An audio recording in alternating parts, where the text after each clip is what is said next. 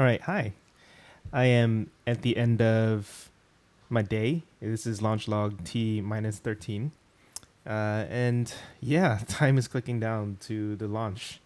I've been listening to some launch advice from Chris Gillibo and Emma Vedikian. I guess Emma Bostian now. And yeah, I added some soft launch tips here for myself. So we're going to do a soft launch before the live launch. But anyway, so today was a little bit more productive than yesterday because I was not doing any writing. I basically figured out because I wanted to do right by the pre-sale people, and I wanted to mail them something that gives some picture of like I haven't been updating them for like a year for a month, so I just wanted to figure out how to publish correctly. What I was using before was LeanPub, and here you can see LeanPub. You pay $9 a month, and they give you like some nice Git integrations, and then they obviously also help to sell you. But since I'm already selling on Gumroad, I wasn't really keen on that. Yeah, it was nice. The main problem was let me show you their the output that they generate. So this is V10 V1 1.0 for cracking the coding career, and this is what I sent in April. So the font's nice. They got table of contents. It looks good. The only problem is it was unstable, so like it would just randomly crash, and I would just spend like hours just reloading it, and hopefully it works sometimes, and it doesn't work other times. So it just wasn't going to work for a big book. This is 64 books. So what I did was I randomly saw Michael Hardo, who does the Rails tutorial, pitch his old product. So this is old. He hasn't worked on this since 2015. I think it basically failed, but it's an open source tool that helps you do publishing to HTML, EPUB, MOBI, and PDF. So he has the same priorities that I do. So it's not, I rejected Ulysses and Scrivener last time because they were just not serious about Markdown and publishing. But this looks really good. Check out the tutorial. I'm not going to play it right now, but it just looks like a really good demo. Unfortunately, it didn't really take off, and I don't think he's really maintaining it. But the tool itself is solid. And this is what it produces. So let's just fast forward to what I have now. So this is cracking the coding career V2. It's got a nice screen here. It's got some, I figured out the formatting. This actually looks better now. I think I'm not doing it justice. So hang on, let me. I think the version that I generate is here. And then it's in generate ebooks and then softcover.pdf. So I should probably make that a V3 or something. I don't know. Anyway, this is the one that I actually have right now. So it's got some nicer fonts. It's got some spacing in between. You have to get a lot of things right. So I wasted a lot of time on this.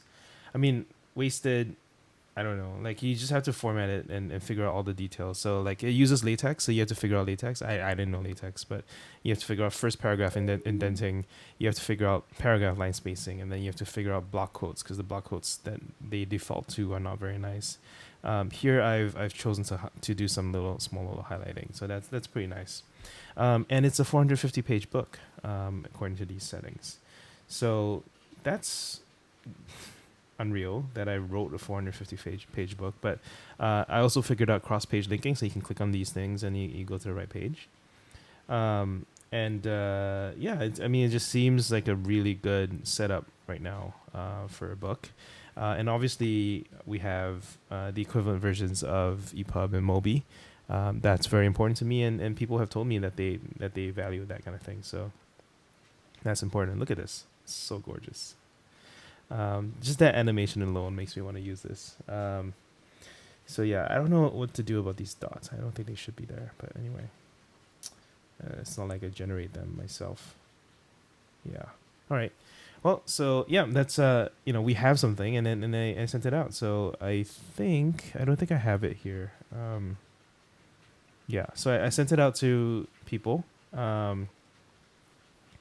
think if I just reload this, it might show up. So I mean, we have 100 and something here. I have 100 more off book, but a fair amount of people opened. I also sent. I announced the launch date. I gave them a solid preview of like 450 pages of content. It still needs a lot of editing, and all that, but you know, baby steps.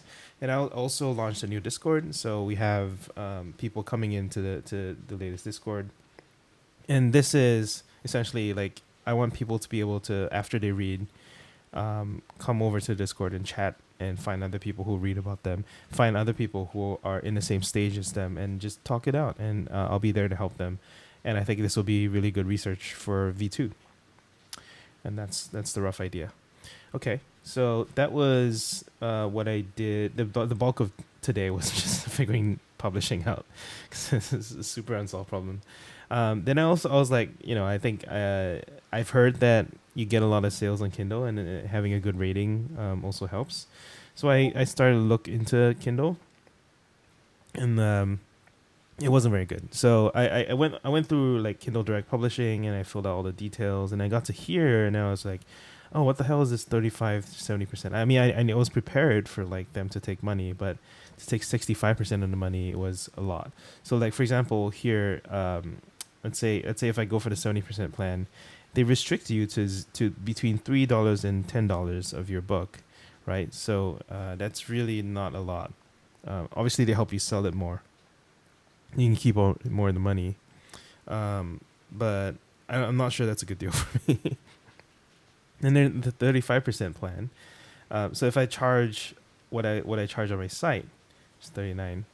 I'm thinking of raising that, by the way. 35% of that is $13.65.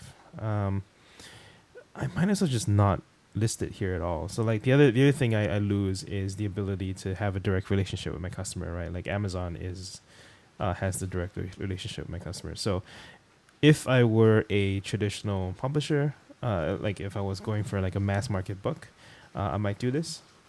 I might still do this in V2, but I am just gonna not do this right now because it just doesn't seem like it's worth it. I probably can make a lot more on my own. I don't need these guys. It's important. It's important that I have Mobi so that people can upload it to their own Kindles. Because I use Kindle myself, but if the Amazon store treats you like this, then I don't have to play by their rules, I guess. Okay, so that was the Kindle publishing, and that was my resolution with them. And the other thing was cover art. This was pretty simple. I thought I was a little bit worried about like the intellectual property, but then I did some image search of the cover art. Let's have a look at the image search of the cover art, and it's used everywhere, all over the internet. All over. This is like a super common stock photo, and it goes as far back as 2009, which I've seen here. So like, I thought iStock Photo might be them, but they don't even host it anymore. So yeah, I mean either that or TinyEye is not doing its job. But anyway, it goes back to 2009. So. And like nobody knows who owns this. I've done a search, so I think it's okay. I don't use it a lot, and if we ever do run into trouble, I can switch. But I've tried to look for the original author as much as possible, and I haven't found it. I think it's a great picture, so I'm gonna stick with it. Get pre-salers into the community. So I originally had this like T10, but I moved this up just because I was gonna email them anyway, and I didn't want to repeat email, right? So I'll just move them in. So yeah, people can start trickling in, and hopefully I'll start to get feedback. I also put in a feedback form, so that's the spreadsheets. I guess that's forms. Do I see the responses here? I mean, I just emailed this, so where the hell do I see responses?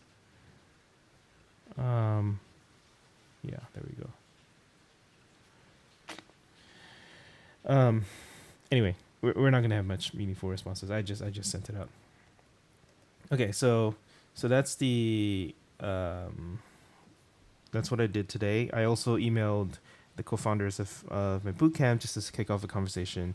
I also contacted the YouTubers I know, Ben Awad and Clement. Clement's, I'm not super close with him, but we've interviewed each other before, and his YouTube channel's doing well. So I figured, he talks career stuff, I talk career stuff. If he's interested, we'll talk. If not, it's not the end of the world. But I think he's a nice guy. I sent, and then the last piece that I want to update you with is wordy.com. So I want to invest in editing because people want to read my work, and I have been not editing myself. So I sent it into wordy.com, which is recommended by Daniel Vassallo. They seem professional. They seem very fast. The only problem is I don't think I can get it all done within the 2 week window because they take longer than I thought. So 5,000 words takes roughly a day. The whole book is roughly 60,000 words. So 60,000 divided by, I guess it's 10 days. So and then I have to incorporate their work, so that takes even more time. So the chances are, well, first of all, I'm hoping that it's just not that much